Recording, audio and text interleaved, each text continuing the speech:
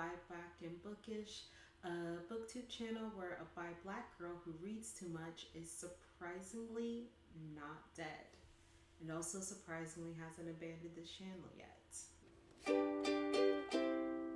I haven't posted a new video in like 3 months, I believe. I was just kind of not feeling it. But recently I was like, oh, I should probably go back to posting because I do enjoy doing this. And then I also, because I haven't been posting, I also just haven't been like looking at my YouTube channel at all.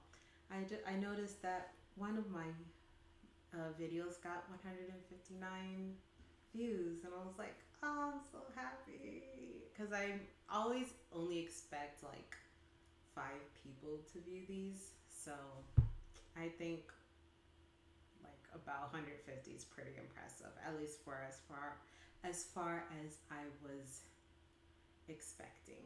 So thank you so much. So while I was away, I've been keeping busy. I went to Disney World with a roommate, and here's a picture of me with Pluto, and also a picture of me with Stormtroopers. The Rise of Resistance ride was like the best thing. I'm still feeling goosebumps from it. What else? I went to a friend's wedding. That was fun. I saw the Batman, and that's one of my new obsessions, but I'm not as obsessed with the Batman as I am with Ace Attorney. I recently went back to finish the first game on my Switch, and there's something about it that gives me so much serotonin, and I believe wholeheartedly that Phoenix Wright, Miles Edgeworth are in love. They're my latest obsession. I've been reading fanfiction nonstop.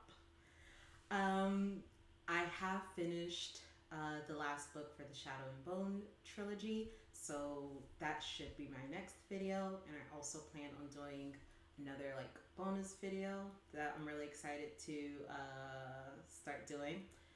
I did also watch the TV series, but I'll save my thoughts on that either on the next video or the bonus video that I'm planning. I think that's pretty much it. I live, frankly, a very boring life. So for this video, I thought it would be fun to honor one of the most notable female writers in sci-fi, Octavia E. Butler. I have read some of her short stories, but I've never read any of her novels yet. I did recently go to the used bookstore and buy one of them. I believe it's called Parable of the Soul or something like that. So I'm excited to read that. Kindred has been on my TBR for the last like 10 years, but I haven't gotten around to it yet. So I'm excited to do that. But for today, I want to read one of her short stories called Speech Sounds.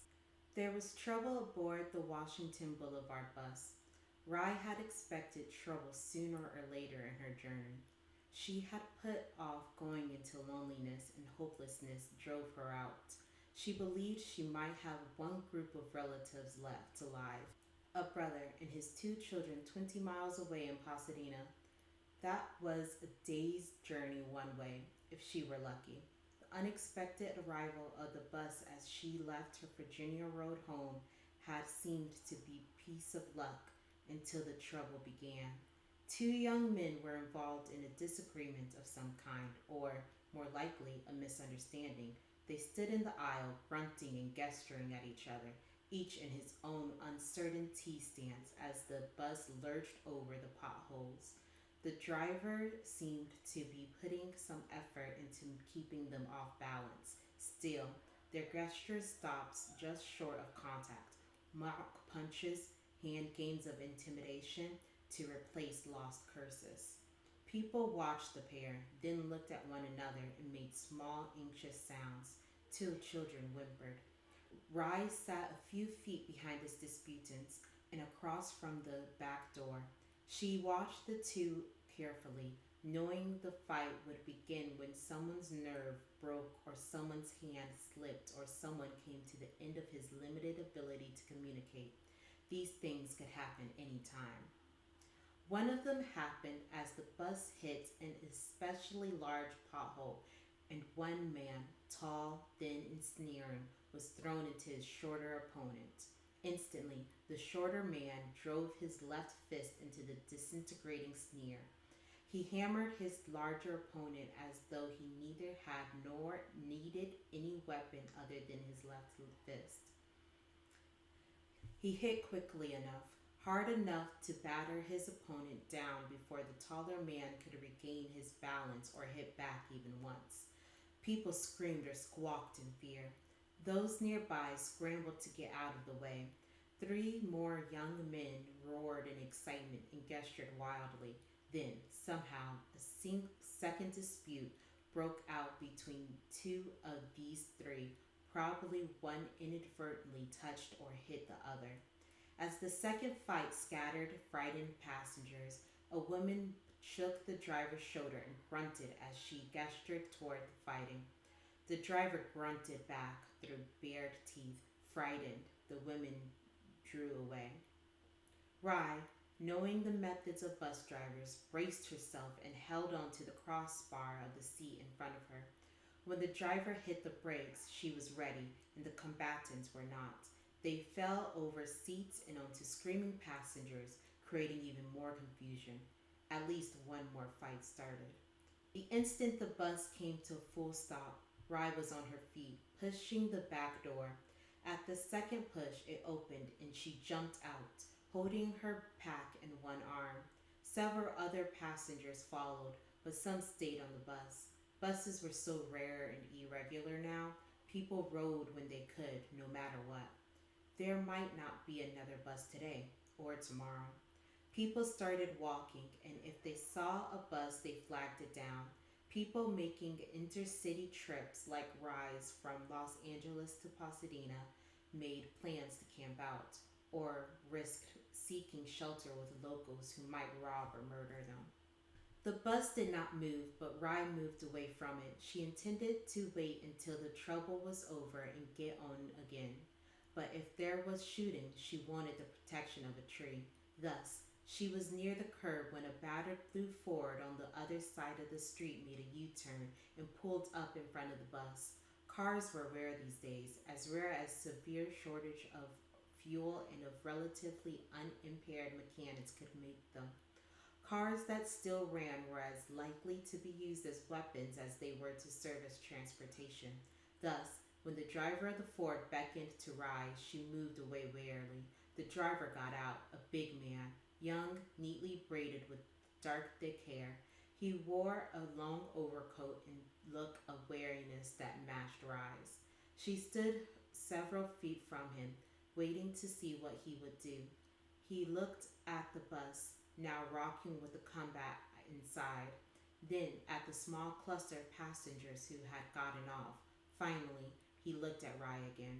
She returned his gaze, very much aware of the old .45 automatic her jacket concealed.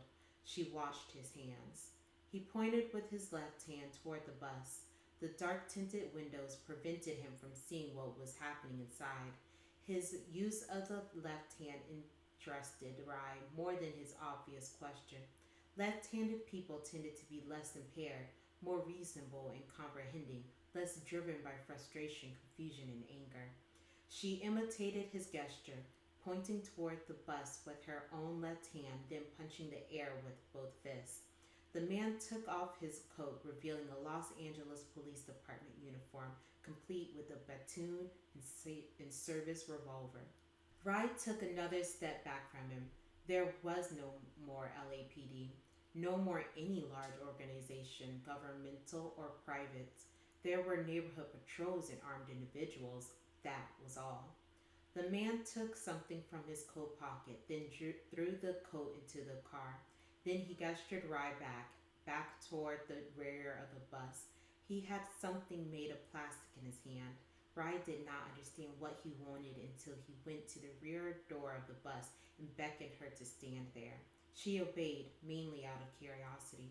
Cop or not, maybe he could do something to stop the stupid fighting. He walked around the front of the bus to the street side where the driver's window was open. There, she thought she saw him throw something into the bus. She was still trying to peer through the tinted glass when people began stumbling out the rear door, choking and weeping gas. Rye caught an old woman who would have fallen, lifted two children down when they were in danger of being knocked down and trampled. She could see the bearded man helping people at the front door. She caught a thin old man shoved out by one of the combatants. Staggered by the old man's weight, she was barely able to get out of the way as the last of the young men pushed his way out. This one, bleeding from nose and mouth, stumbled into another and they grappled blindly, still sobbing from the gas. The bearded man helped the bus driver out through the front door, though the driver did not seem to appreciate his help. For a moment, Rye thought there would be another fight. The bearded man stepped back and watched the driver gesture threateningly, watched him shout in wordless anger. The bearded man stood still, made no sound, refused to respond to clearly obscene gestures. The least impaired people tended to do this, stand back unless they were physically threatened, and let those with less control scream and jump around. It was as though they felt it beneath them to be as touchy as the less comprehending. This was an attitude of superiority, and that was the way people like the bus driver perceived it. Such superiority was frequently punished by beatings, even by death. Rye had had close calls of her own. As a result, she never went unarmed, and in this world where the only likely common language was body language, being armed was often enough. She had rarely had to draw her gun or even display it. The bearded man's revolver was on constant display. Apparently that was enough for the bus driver. The driver spat in disgust, glared at the bearded man for a moment longer, then strode back to his gas-filled bus. He stared at it for a moment, clearly wanting to get in, but the gas was still too strong. Of the windows, only his tiny driver's window actually opened. The front door was open, but the rear door would not stay open unless someone held it. Of course, the air conditioning had failed long ago. The bus would take some time to clear. It was the driver's property, his livelihood. He had pasted old magazine pictures of items he would accept as fare on its sides.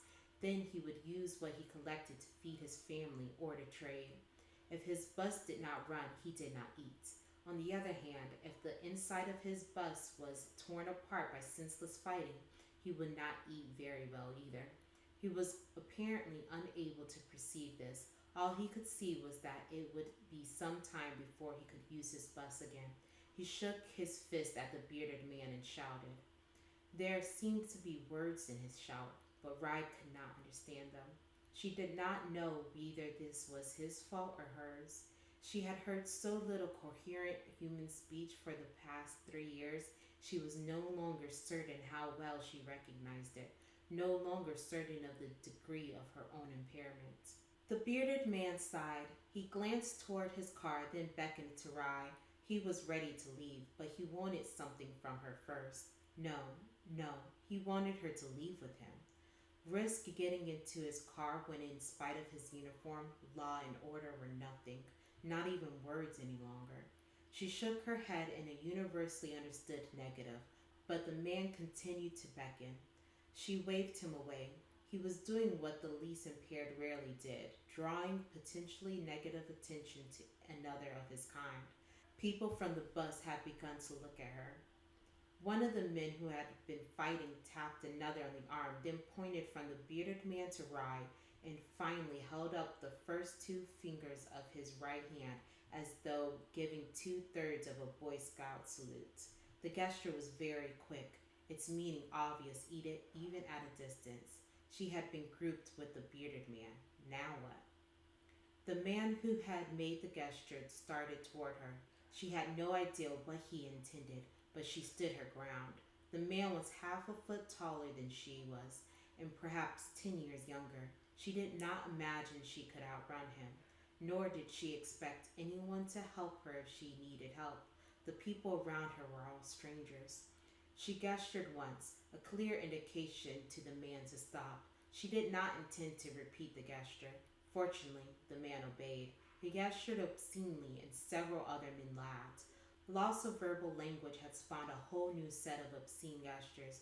The man with stark simplicity had gestured her of sex with a bearded man and had suggested she accommodate the other men present, beginning with him. Rai watched him warily. People might very well stand by and watch if he tried to rape her. They would also stand and watch her shoot him. Would he push things that far? He did not.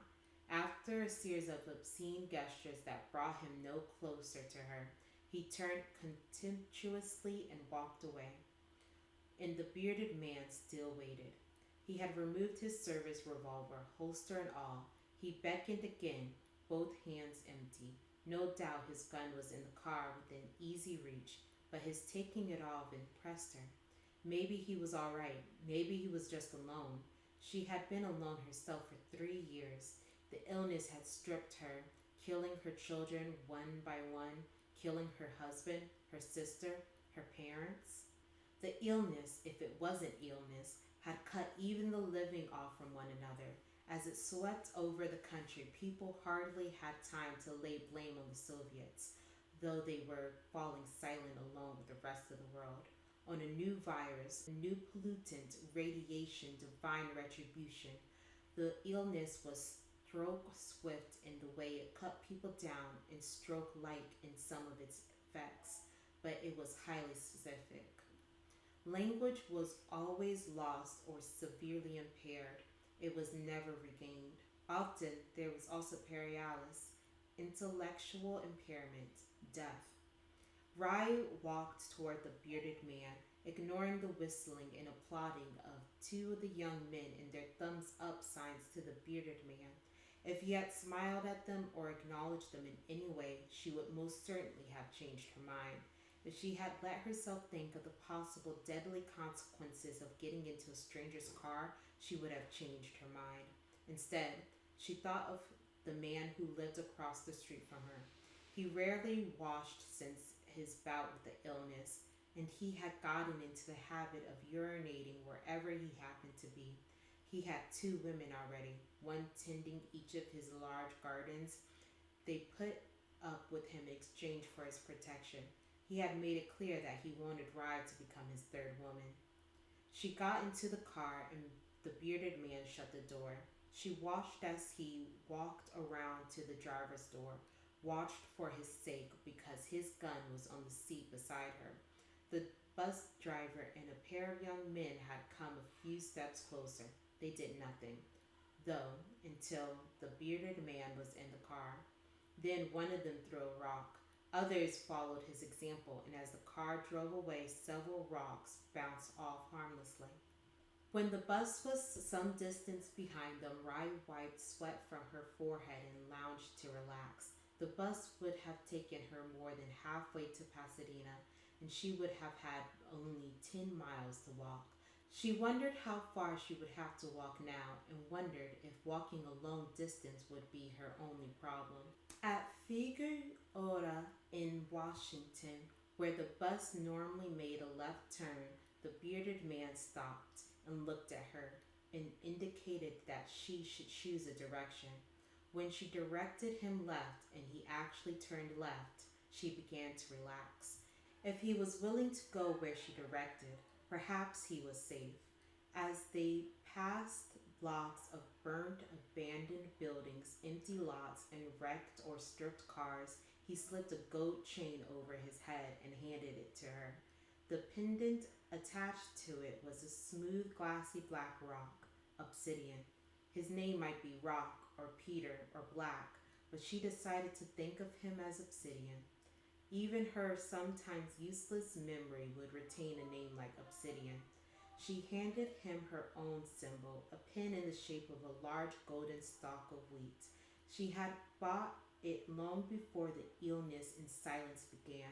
Now she wore it, thinking it was as close as she was likely to come to Rai. People like Obsidian, who had not known her before, probably thought of her as Wheat. Not that it mattered. She would never hear her name spoken again. Obsidian handed her pen back to her. He caught her hand as she reached for it and rubbed his thumb over her calluses. He stopped at First Street and asked which way again. Then, after turning right as she had indicated, he parked near the music center. There, he took a folded paper from the dashboard and unfolded it. Rye recognized it as a street map, though the writing on it meant nothing to her. He flattened the map, took her hand again, and put her index finger on one spot. He touched her, touched himself, pointed toward the floor. In effect, we are here. She knew he wanted to know where she was going. She wanted to tell him, but she shook her head sadly. She had lost reading and writing. That was her most serious impairment and her most painful. She had taught history at UCLA. She had done freelance writing. Now she could not even read her own manuscripts. She had a house full of books that she could neither read nor bring herself to use as fuel. And she had a memory that would not bring back to her much of what she had read before. She stared at the map, trying to calculate. She had been born in Pasadena, had lived for 15 years in Los Angeles. Now she was near LA Civic Center. She knew the relative positions of the two cities, knew streets, directions, even knew to stay away from the freeways, which might be blocked by wrecked cars and destroyed overpasses. She ought to know how to point out Pasadena, even though she could not recognize the word. Hesitantly, she placed her hand over a pale orange patch in the upper right corner of the map. That should be right, Pasadena. Obsidian lifted her hand and looked under it, then folded the map and put it back on the dashboard. He could read, she realized belatedly. He could probably write too. Abruptly, she hated him. Deep, bitter hatred. What did literacy mean to him, a grown man who played cops and robbers? But he was literate, and she was not. She never would be. She felt sick to her stomach with hatred, frustration, and jealousy, and only a few inches from her hand was a loaded gun. She held herself still, staring at him with almost seeing his blood, but her rage crested and ebbed, and she did nothing. Obsidian reached for her hand with hesitant familiarity. She looked at him. Her face had already revealed too much. No person still living in what was left of human society could fail to recognize that expression, that jealousy. She closed her eyes wearily, drew a deep breath. She had experienced longing for the past and hatred of the present, growing hopelessness, purposelessness, but she had never experienced such a powerful urge to kill another person. She had left her home, finally, because she had come near to killing herself. She had found no reason to stay alive. Perhaps that was why she had gotten into Obsidian's car. She had never before done such a thing. He touched her mouth and made shatter motions with thumb and fingers. Could she speak? She nodded and watched his milder envy come and go. Both had admitted it, what it was not safe to admit, and there had been no violence. He tapped his mouth and forehead and shook his head. He did not speak or comprehend spoken language. The illness had played with them, taking away, she expected, what each valued most. She plucked at his sleeve, wondering why he had decided on his own to keep the LAPD alive with what he had left. He was sane enough otherwise. Why wasn't he at home raising corn, rabbits, and children? But she did not know how to ask. Then he put his hand on her thigh, and she had another question to deal with. She shook her head. Disease, pregnancy, helpless, solitary agony? No. He massaged her thigh gently and smiled in obvious disbelief. No one had touched her for 3 years. She had not wanted anyone to touch her. What kind of world was this to chance bringing a child into, even if the father were willing to stay and help raise it? It was too bad, though. Obsidian could not know how attractive he was to her. Young, probably younger than she was, clean, asking for what he wanted rather than demanding it. But none of that mattered. What were a few moments of pleasure measured against a lifetime of consequences? He pulled her closer to him, and for a moment she felt let herself enjoy the closeness. He smelled good, male and good. She pulled away reluctantly. He sighed, reached towards the glove compartment. She stiffened, not knowing what to expect, but all he took out was a small box. The writing on it meant nothing to her. She did not understand until he broke the seal, opened the box, and took out a condom. He looked at her, and she first looked away in surprise. Then she giggled. She could not remember when she had last giggled. He grinned, gestured toward the back seat, and she laughed aloud. Even in her teens, she had disliked back seats of cars, but she looked around at the empty streets and ruined buildings. Then she got out into the back seat. He let her put the condom on him, then seemed surprised at her eagerness. Some time later, they sat together, covered by his coat, unwilling to become clothed near strangers again just yet. He made the rock the baby gestures and looked questioningly at her. She swallowed, shook her head. She did not know how to tell him her children were dead. He took her hand and drew a cross in it with his index finger, then made his baby rocking gesture again. She nodded, held up 3 fingers, then turned away, trying to shut out a sudden flood of memories. She had told herself that the children growing up now were to be pitied. They would run through the downtown canyons with no real memory of what the buildings had been or even how they had come to be. Today's children gathered books as well as wood to be burned as fuel. They ran through the streets chasing one another and hooting like chimpanzees. They had no future. They were now all they would ever be. He put his hand on her shoulder and she turned suddenly, fumbling for his small box, then urging him to make love to her again. He could give her forgetfulness and pleasure. Until now, nothing had been able to do that. Until now, every day had brought her closer to the time when she would do what she had left home to avoid doing, putting her gun in her mouth and pulling the trigger. She asked Obsidian if he would come home with her, stay with her. He looked surprised and pleased once he understood, but he did not answer at once. Finally, he shook his head as she had feared he might. He was probably having too much fun playing cops and robbers and picking up women. She dressed in silent disappointment, unable to feel any anger toward him. Perhaps he already had a wife and a home. That was likely.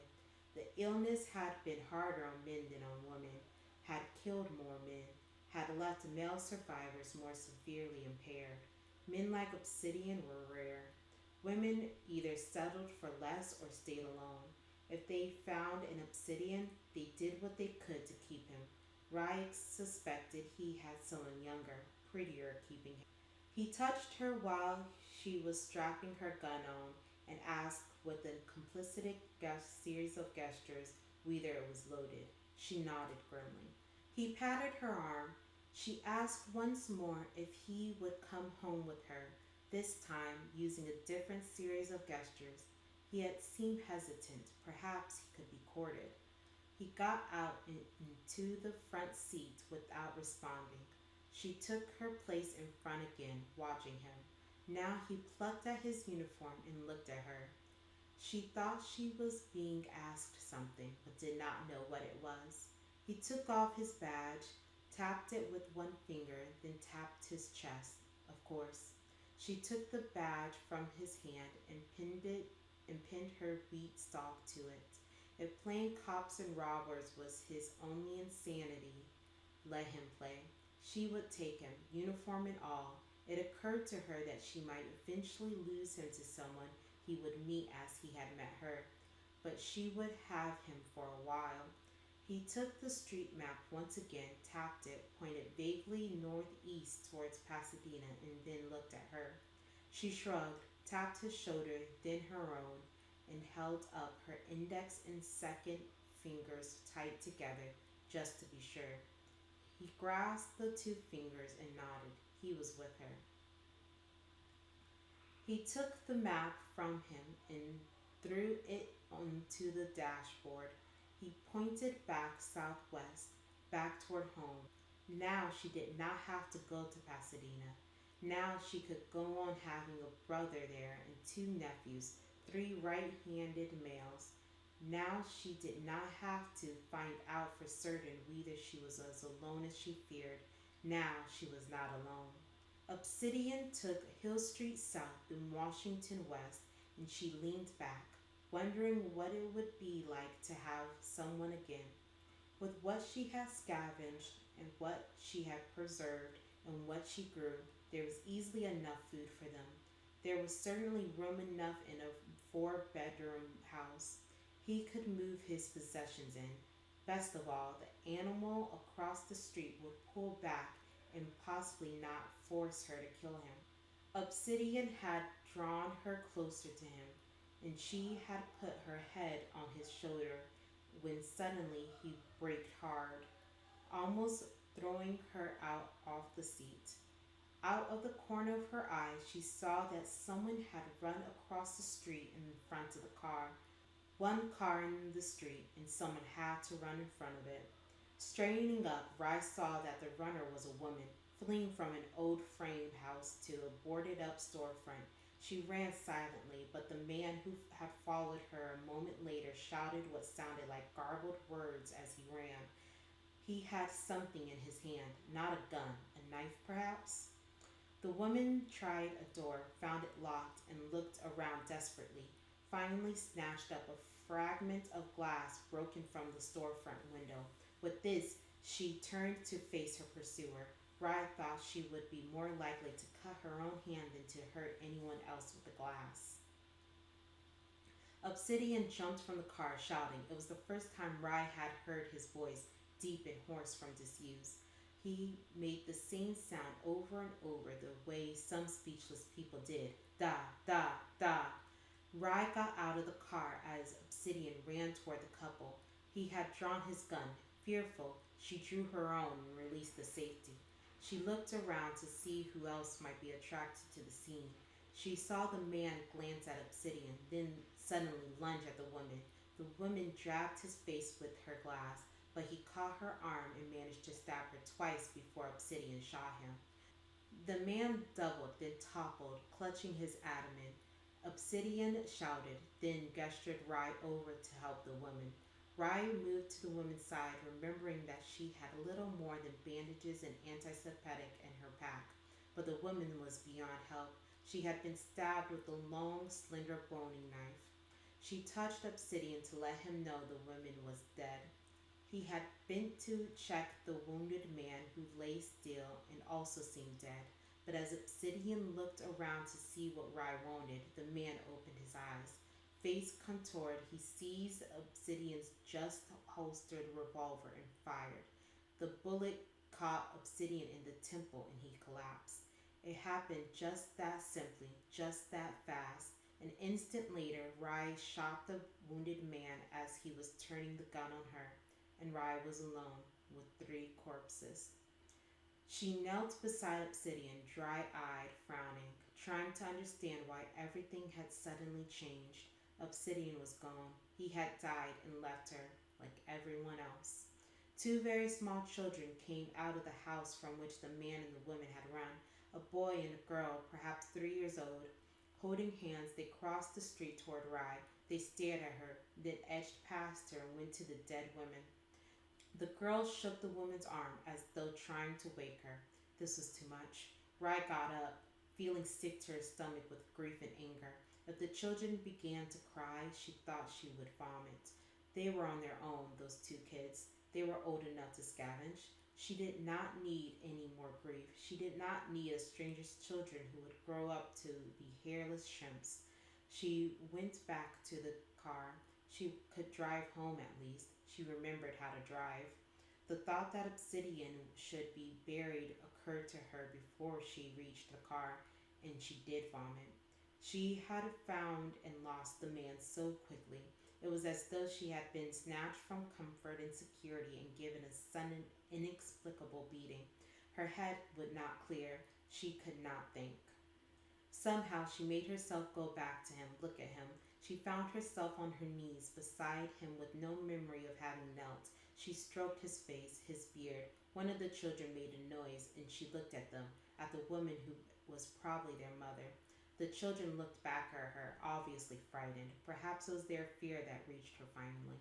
She had been about to drive away and leave them. She had almost done it, almost left two toddlers to die. Surely there had been enough dying. She would have to take the children home with her. She would not be able to live with any other decision. She looked around for a place to bury three bodies, or two. She wondered if the murderer was the children's father. Before the silence, the police had always said some of the most dangerous calls they went out on were domestic disturbance calls. Obsidian should have known that. Not that the knowledge would have kept him in the car. It would not have held her back either. She could not have watched the woman. She dragged Obsidian toward the car. She had nothing to dig with her, and no one to guard for her while she dug. Better to take the bodies with her and bury them next to her husband and her children. Obsidian would come home with her after all. When she had gotten him onto the floor in the back, she gestured for the woman. The little girl, thin, dirty, solemn, stood up and unknowingly gave Rye a gift. As Rye began to drag the woman by her arms, the little girl screamed, "No!" Rye dropped the woman and stared at the girl. "No!" the girl repeated. She came to stand beside the woman. "Go away," she told Rye. "Don't talk," the little boy said to her. There was no blurring or confusing of words. Both children had spoken, and Rye had understood. The boy looked at the dead murderer and moved further from him. He took the girl's hand. "Be quiet," he whispered. Fluent speech. Had the woman died because she could talk and had taught her children to talk?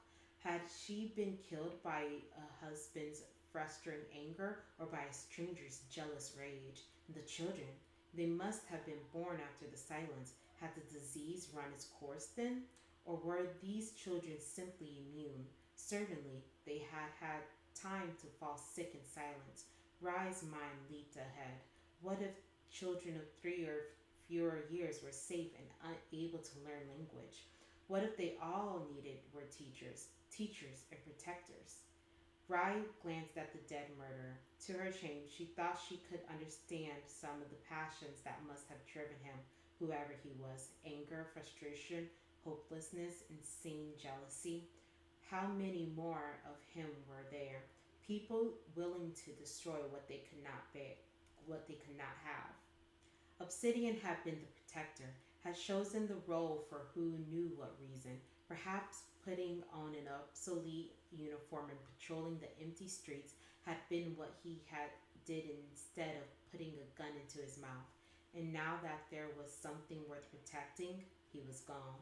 She had been a teacher, a good one.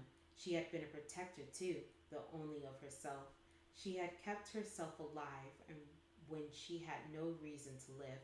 If the illness let these children alone, she could keep them alive. Somehow she lifted the dead woman into her arms and placed her on the back seat of the car.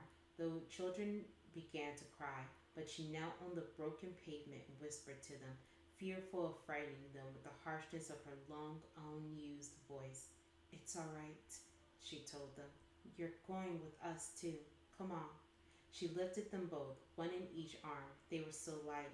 Had they been getting enough to eat? The boy covered her mouth with his hand, but she moved her face away. "It's all right for me to talk," she told him. "As long as no one's around, it's all right." She put the boy down on the front seat of the car, and he moved over without being told to make room for the girl. When they were both in the car, Rye leaned against the window, looking at them, seeing that they were less afraid now, that they watched her with at least as much curiosity as fear. "I'm Valerie Rye," she said, savoring the words. "It's all right for you to talk to me." Well, that was the end of Speech Sounds. I don't think I'm smart enough to know what this was like, the deeper meaning for it. But it does, weirdly enough, kind of remind me of Death Stranding, mainly because of kind of like discon- the theme of humans being like disconnected from each other, and in this case, they're disconnected because of their lack of speech. But other than that, this had empty. But I do really like Octavia E. Butler's writing styles. I do find it really interesting to have a short story that has basically little to none dialogue. Um, I am currently working on a short story about a character who cannot speak, or at least she can't really speak in normal language. She can only speak in like this made up language she has with her sister. So I felt like this is a good read, a good short story to read just for inspiration for that. Well, let me know what you think in the comics and follow me on Twitter and Instagram at Nadia Owens if you want to talk or suggest books or short stories for me to read or talk about. And I'll see you next time when I finish the Shadow and Bone trilogy. Bye!